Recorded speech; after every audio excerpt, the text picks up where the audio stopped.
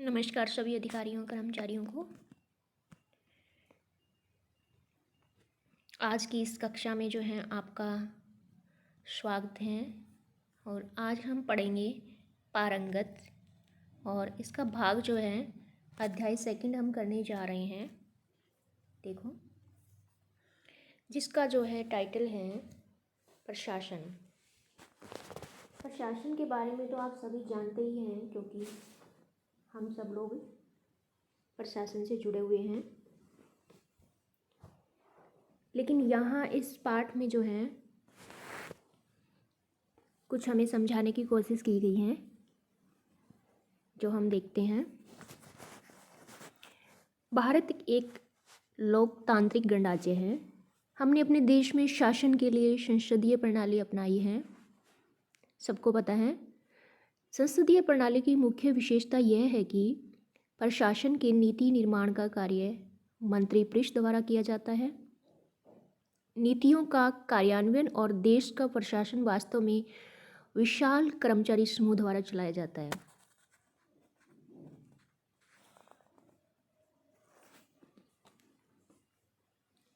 कर्मचारी वर्ग का राजनीति से कोई संबंध नहीं होना भी चाहिए, और होता है।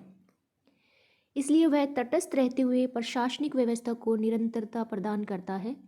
इस प्रकार यह एक स्थायी कार्यपालिका की भूमिका निभाता है। कहना न होगा कि शासन और प्रशासन की समस्त नीतियों, योजनाओं और कार्यक्रमों का कार्यान्वयन कर्मचारी वर्ग के कार्य निष्पादन पर टिका हुआ है। इस प्रकार कर्मचारी वर्ग संपूर्ण प्रशासनिक ढांचे का महत्वपूर्ण अंग है। तो ये हमें बताने की यहाँ पे थोड़ी सी कोशिश की गई है कि प्रशासन के अंदर हम जो काम करते हैं, कर्मचारी या अधिकारी सब लोग, हमें जो है राजनीतिक जो है हलचल होती हैं, उन सब से पार्टियों से अलग रहना चाहिए। किसी भी जो है पार्टी का फेवर नहीं करना चाहिए। तटस्थता बनी हुई होनी चाहिए हमारे कार्य के अंदर।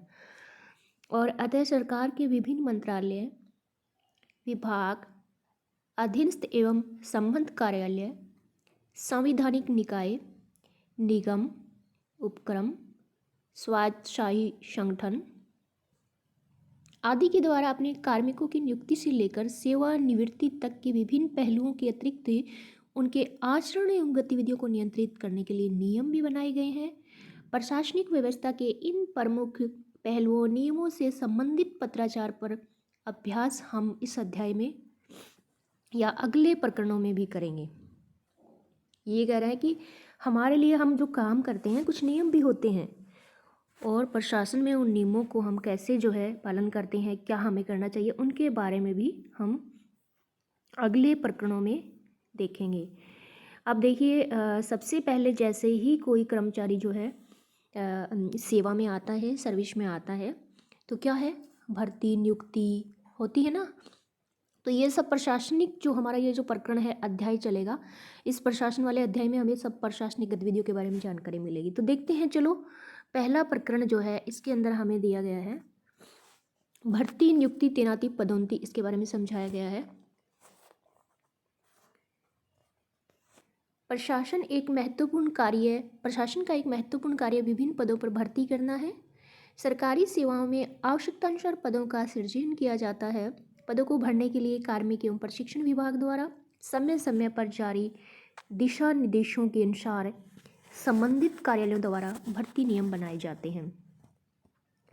सरकारी सेवा में भर्ती के कई तरीके हैं, जैसे सीधी भर्ती होती हैं, पदोन्नति होती है, प्रतिनियुक्ति होती हैं, स्थानांतरण भी के आधार पर भी कईयों का जो है भर्ती किया जाता है। अल्पावधि के लिए भी, अल्पावधि यानी जो हम कहते हैं ना कॉन्ट्रैक्ट पे लगते हैं, तो इस आधार पे जो है अल्पावधि के लिए संविदा के आधार पर भी भर्ती की जाती है। सरकारी सेवा में सीधी भर्ती नियमानुसार संघ लोक सेवा आयोग एवं कर्मचारी चयन आयोग द्वारा की जाती है, यानी जिसमें बीच में जो है कुछ नहीं होता, एग्ज़ाम दो और उसके बाद आप जो है सिलेक्ट हो जाते हो। ये है हमारा एसएससी और यूपीएससी के द्वारा जो है प्रोसेस है। राज्यों में भी होती है कुछ ऐसी। पदोन्नति से भरे जाने वाली रिक्तियों के मामले में भर्ती विभागीय पदोन्नति समिति द्वारा आनुपातिक प्रतिनिधित्व को ध्यान में रखकर विचार क्षेत्र में आने वाले कार्मिकों के सेवा रिकॉर्ड, और वार्षिक गोपनीय रिपोर्ट आदि देखने के बाद की जाती है ना। तो वो कह रहे हैं कि जब जैसे पदोन्नति के दौरान हमें किसी का कोई पोस्ट है उसको भरना है, तो उसमें ये बताया गया है कि उसमें हम ये सेवा रिकॉर्ड वगैरह देखते हैं। कार्यालयों में पदों की सर्जन के समय कुछ निर्धारित रिक्तियां सीधी भर्ती या पदोन्नति किसी भी पद्धति से न भरकर प्रतिनियुक्ति के आधार पर भी भरी जाती है। ये सबको पता है। सामान्यतः प्रतिनियुक्ति की अधिकतम सीमा 5 वर्ष तक बढ़ाई जा सकती है और अवधि समाप्ति पर कार्मिक को उसके मूल कार्यालय में वापस भेज दिया जाता है। और इसके बाद जो है कुछ सहायक शब्दावली हमें यहाँ पे दी गई है। ये एग्ज़ाम में आती है, इसे प्लीज़ आप गौर से थोड़ा सा जो है एक बार भी अगर आप इसे रीड कर लेंगे तो आपको कोई दिक्कत नहीं होगी।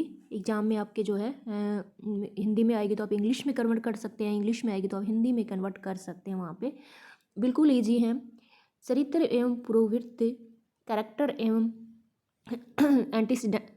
एंटीसीडेंट्स। तो ये जो चीज़ें हम देख रहे हैं ना, अतिरिक्त सरप्लस, कर्मचारी, एम्प्लॉय, ये जो चीज़ें हम देख रहे हैं ये हमारे ये जो हम पाठ जो पढ़ के गए थे ना, इससे ही संबंधित होते हैं। हमारे प्रशासन की जो हमारी भर्ती होती है ना, उसी से। और सारा पढ़ूँ क्या? वेतन होता है, पे स्केल सॉरी, वर्गीकरण होता है, क्लासिफिकेशन, आवश्यक अर्हताएँ होती हैं, एसेंशियल क्वालिफिकेशंस, अनुभव होता है, एक्सपीरियंस, प्रतिनियुक्ति, डेपुटेशन। अब प्रतिनियुक्ति शब्द मैं यूज कर रही थी तो आई थिंक आपको समझ होगा, नहीं होगा तो आप देख लीजिए। हम डेपुटेशन पे जो जाते हैं ना, उसे प्रतिनियुक्ति कहते हैं। वांछनीय होती है, डिजायरेबल, वांछनीय हमारी होती है ना, कई सर्विस में हम जाते हैं तो वो पूछते हैं कि डिजायरेबल आपकी ये जो है 2 ईयर का एक्सपीरियंस होना चाहिए, इस टाइप से। तो हिंदी में उसे हम कहते हैं वांछनीय, डिजायरेबल। योग्यताएं सबको पता ही है, क्वालिफिकेशंस, भर्ती पद्धति के अंदर प्रोसीडर ऑफ रिक्रूटमेंट या फिर हम प्रोसेस ऑफ रिक्रूटमेंट कह सकते हैं। सीधी भर्ती होती हैं, डायरेक्ट अगर हमारा रिक्रूटमेंट होता है, और पदोन्नति होती है तो प्रमोशन होता है।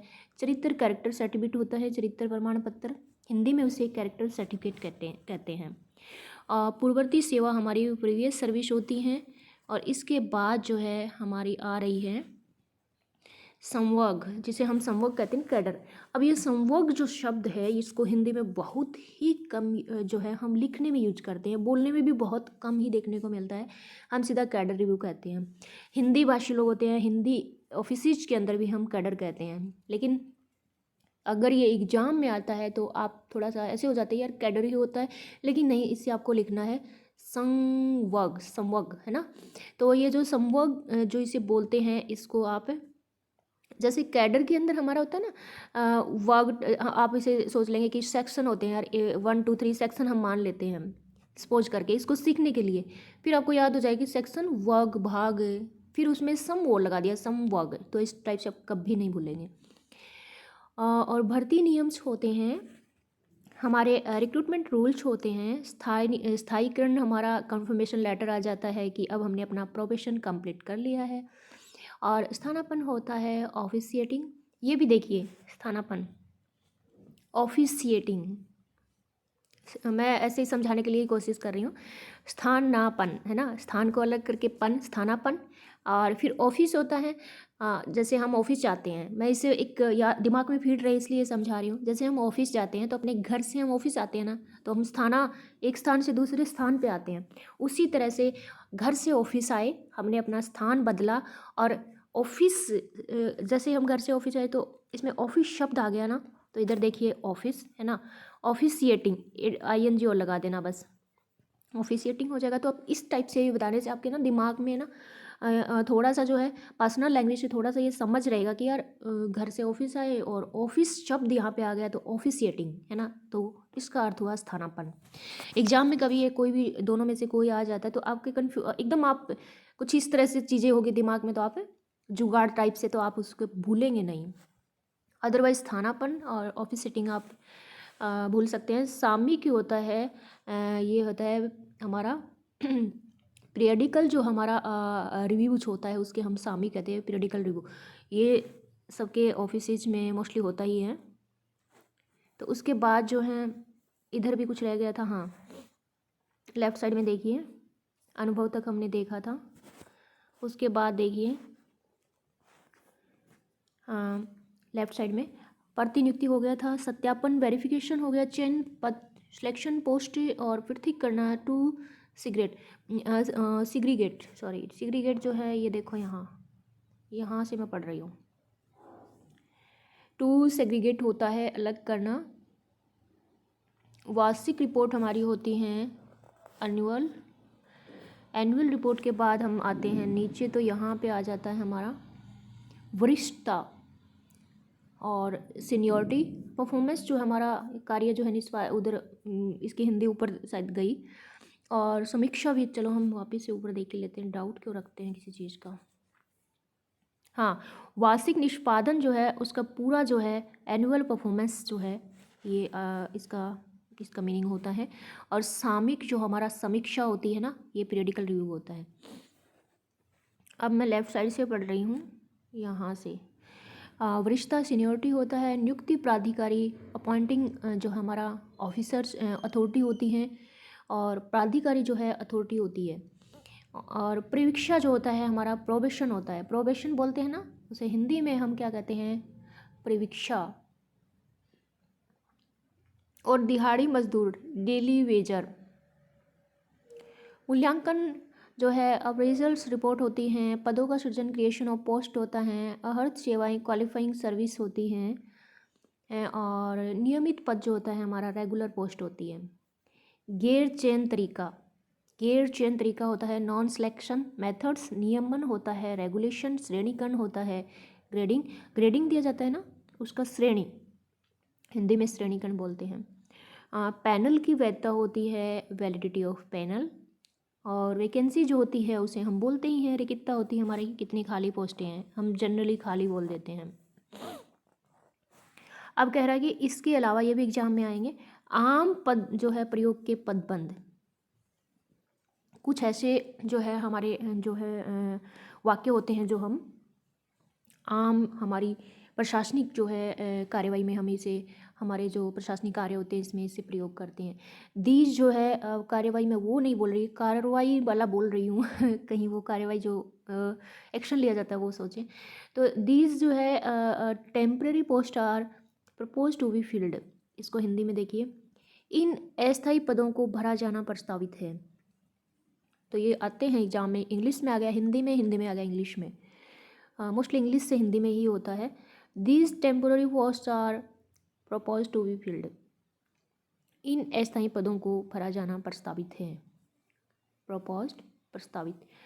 Approval of SSC is required. कर्मचारी चयन आयोग का अनुमोदन आवश्यक है। ये जो है ना प्रस्तावित है, अनुमोदन है, ये हमारे जो प्रशासनिक जो है कार्यवाही जो होती है उसमें, या प्रशासनिक कार्य जो होते हैं उसमें हम लेटर्स लिखते हैं या हम नोटिंग ड्राफ्टिंग करते हैं, तो ये जो शब्द जो है ना प्रस्तावित हैं, अनुमोदन है, ये जो है काफ़ी प्रयोग किए जाते हैं, इसीलिए हमें ये पदबंधों में इसका प्रयोग दिखाया गया है।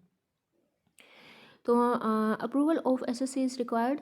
कर्मचारी चयन आयोग का अनुमोदन आवश्यक है। Vacancies are determined year wise, है ना। तो रिक्तियों का निर्धारण वर्षवार किया जाता है, ईयर वाइज होता है। डिटरमाइंड निर्धारण, वैकेंसी तो आप सबको पता ही है। और फिर आता है हमारा जो है benchmark for dash post is good. और पद के लिए बेंचमार्क अच्छा है। अब देखो benchmark for dash post is good, पद के लिए बेंचमार्क अच्छा है। और ये इसने बताया कि यहाँ पे जो डैश दिया है कौन से पद के लिए बेंचमार्क अच्छा है, तो ये पोस्ट का यहाँ पे इसने डैश देके, क्योंकि अब अपनी ये नहीं कहता कि कोई स्पेशली पोस्ट हम यहाँ पे भर दे तो आप उसी को रट्टा लगाओ, तो इसीलिए इसमें डैश दिया है। Those who have completed 5 years of regular services. अब ये कह रहा है कि बेंचमार्क किसके लिए अच्छा है, जिन्होंने अपनी सेवा के 5 वर्ष पूरे कर लिए हैं। Benchmark for post is good, और दोज हु, है ना, जिन्होंने अपनी सेवा के 5 वर्ष पूरे कर लिए हैं। अब आप ये मत सोचना कि दोनों लाइन एक ही जो है, दोज हु किसके लिए जो है ये स्पेसिफिक होता है, जिन्होंने अपनी सेवा के जो है 5 वर्ष पूरे कर लिए हैं। Those who have completed 5 years of regular services. The case is to be placed before the DPC. मामले को विभागीय पदोन्नति समिति को प्रस्तुत किया जाना है। टू बी टू बी का मतलब होता है किया जाना है।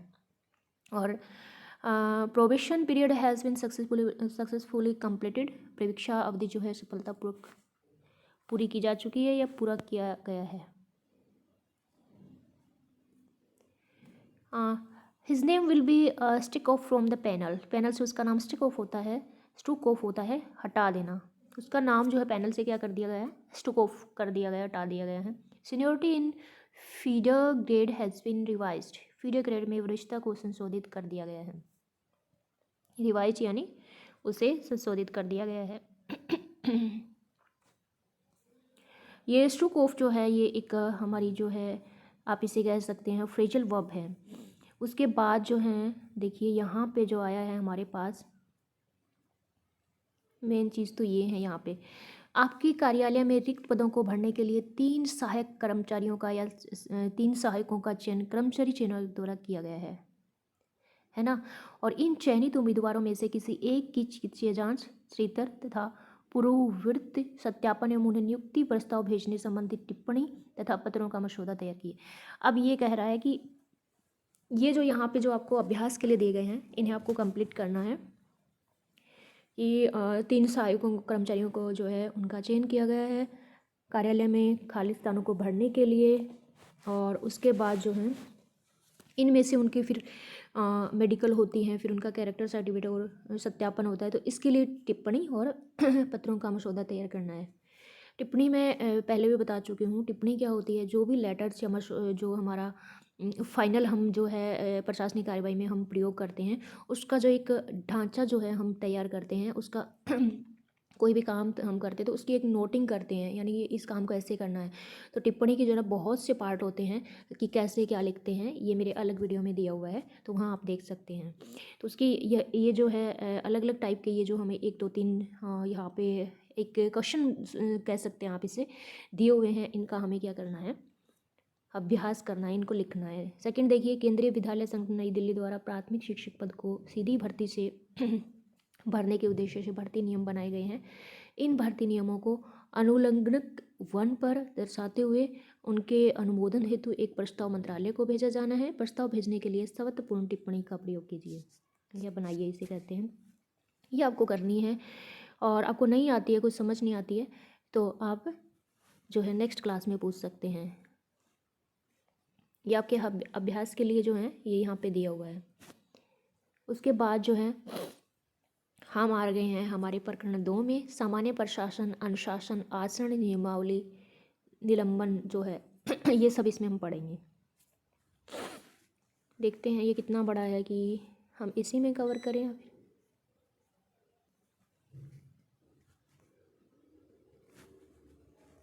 इसे हम जो है हमारे अगले जो है पार्ट में कवर करते हैं, क्योंकि वीडियो काफ़ी लंबा हो जाएगा, बोरिंग भी लगेगा। तो चलो मिलते हैं हमारी अगली कक्षा में एक नए टॉपिक के साथ, और ये है हमारा आचरण नियमावली जो है, निलंबन है, अनुशासन है, इससे संबंधित होगा। आशा करती हूँ कि आज की कक्षा आपको आज की कक्षा में आपको कुछ जो डाउट होते हैं वो क्लियर हुए हैं और काफ़ी कुछ समझ आया है। फिर भी अगर आपका कोई भी डाउट रहता है कमेंट बॉक्स में लिख सकते हैं, आप मुझे नेक्स्ट कक्षा में भी पूछ सकते हैं। वीडियो अच्छा लगे तो लाइक, और जिसको कुछ समझ नहीं आ रहा, जो इस कक्षा में है, जो क्लास नहीं ले सकता, उन्हें आप शेयर कीजिए, और चैनल को सब्सक्राइब इसलिए कर देना रेड बटन को कि अगली कक्षा में जैसे ही मैं वीडियो अपलोड करती हूँ तो आपको डायरेक्ट जो है आपके यूट्यूब पे दिखने को मिलेगा, और जो है दिखाई देगा। जो वीडियोस आप यूट्यूब पे देखते हैं, कोई न्यूज़ होती हैं, तो जो सब्सक्रिप्शन या सब्सक्राइब किया होता है वो ही आपके पास नोटिफिकेशन जल्दी जाता है कि ये यहाँ पे आ गया है, बाकी कुछ नहीं है। Bye bye, all the best, take care.